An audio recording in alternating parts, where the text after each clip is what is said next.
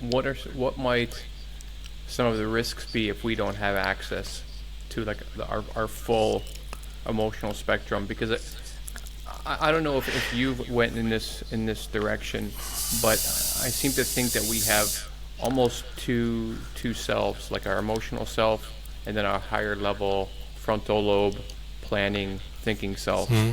And it seems like they're almost separate entities where we need to have one guide the other, where the emotional response comes up and we can't really control it, but then if we accept it, then it seems we're able to plan and make decisions. And so I wonder how that might relate to, let's say, someone who is unable to, maybe has suppressed, or maybe doesn't have access to the full range of their own emotions.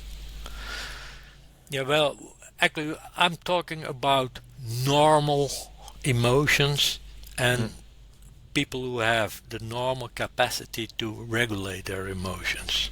Okay.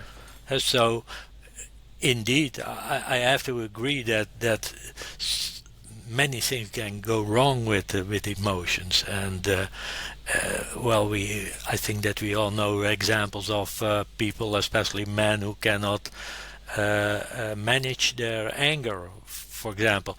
But in many cases, if that is the case, then there's something wrong with that person. For example, he might have a brain damage, or he might have been suffer, or he might suffer from post-traumatic Stress. stress or disorder. Hmm. But normally speaking, we we are the boss over our emotions. We can control our emotions. We are not a passive a victim of our emotions. Um, and that's important to be aware of that. But it's of course more general.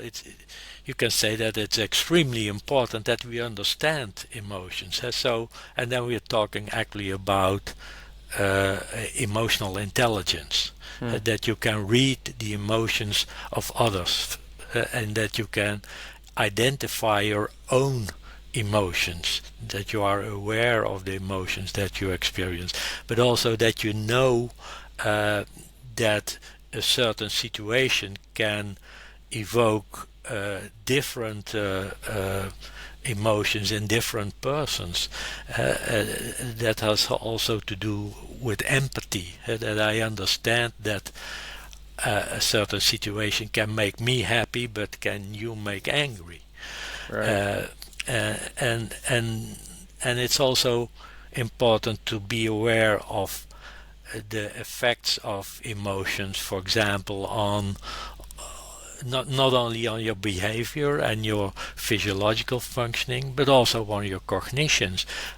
For example, it has been well established that if you are in a happy state, that that's the perfect uh, state for a brainstorm session. If you have to come up with new creative out of the box ideas, then Hmm. it's very important to be in a positive way. But on the other hand, if Hmm. you have to reflect on something and